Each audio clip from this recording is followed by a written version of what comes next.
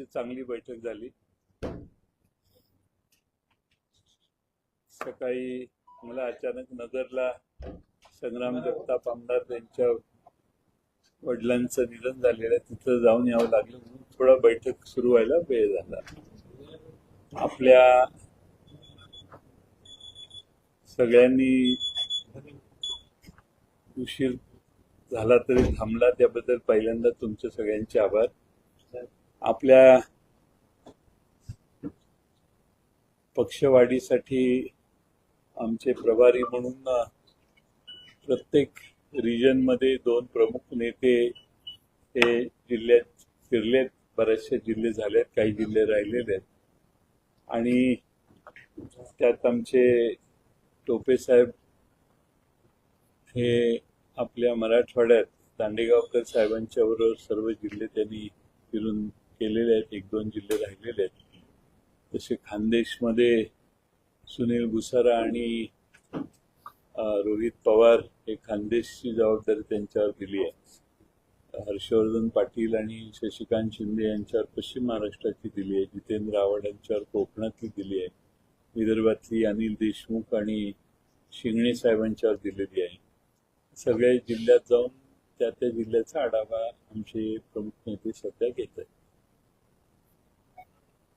एक मुद्दा चर्चेत आलेला आहे की तुम्ही 2.5 वर्षापूर्वी सत्तेत असताना महाविकास आघाडीवर सत्तेत असताना शिवसेनेचे जे गट बाहेर पडला त्यांचं असं म्हणणं होतं की राष्ट्रवादी हातोहात आमच्यावर अन्याय करायचं म्हणून आम्ही सत्तेत बाहेर पडलो. त्याच मुद्द्याला धरून कालपासून चर्चा सुरू आहे की सामाजिक न्याय आणि विभागाचे जवळपास 450 कोटी रुपये कात्री लावलेली आहे. त्याच्यावरून आता ती शिवसेनेची नेते मंत्री संतापले.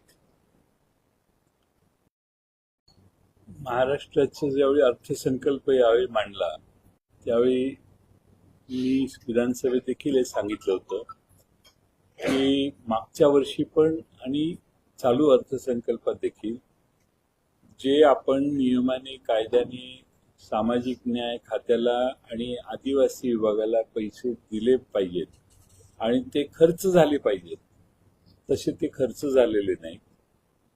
देण्याचं काम कागदावर करताना देखील त्यात काही कात्री लावण्यात आली आणि त्यामुळं या दोन्ही खात्यावर अन्याय प्रचंड मोठ्या प्रमाणात मागच्या वर्षी झाला, यावर्षी होईल असं दिसतंय. आज सरकारची अवस्था फारशी काही आर्थिकदृष्ट्या चांगली आहे असं दिसत नाही. बघूया आता पुढे काय होतंय.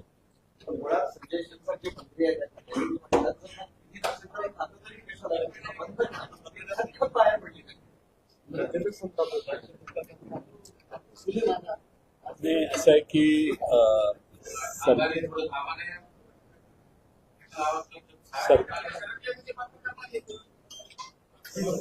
सरकारमधून बाहेर पडताना 2 वर्षापूर्वी 2-2.5 वर्षापूर्वी या सर्वांनी ज्यांच्या नावाने शंख केला आणि तिकडे जाऊन नवं सरकार स्थापन केलं.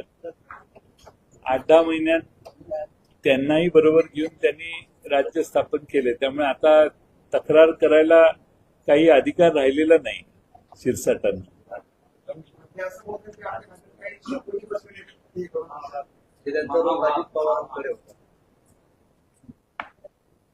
नाही, आता एका सरकारमध्ये काम करणारे मंत्री एकमेकाच्या बद्दल असं बोलत असतील तर ते मुख्यमंत्र्यांनी त्याची नोंद घेतली पाहिजे.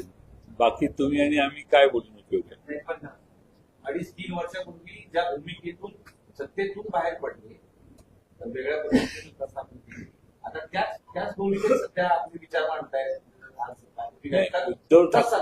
उद्धव ठाकरे साहेबांच्या पासून बाहेर जाताना त्यांनी ते कारण एक सांगितलं आणि नंतर वर्षभरात त्या कारणाला खिशात घालून 2 पक्षाच्या ऐवजी 3 पक्षाचं सरकार झालं.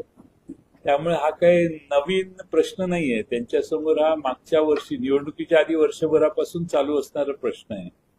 त्यामुळे आता असा तक्रार करायला त्यांना काही अधिकार आहे असं मला वाटत सल्ला काय असेल त्यावेळेस ते बाहेर आता काय करणार नाही. काय सल्ला देणार. सल्ला देऊन ऐकणाऱ्याला सल्ला द्यायचा असतो.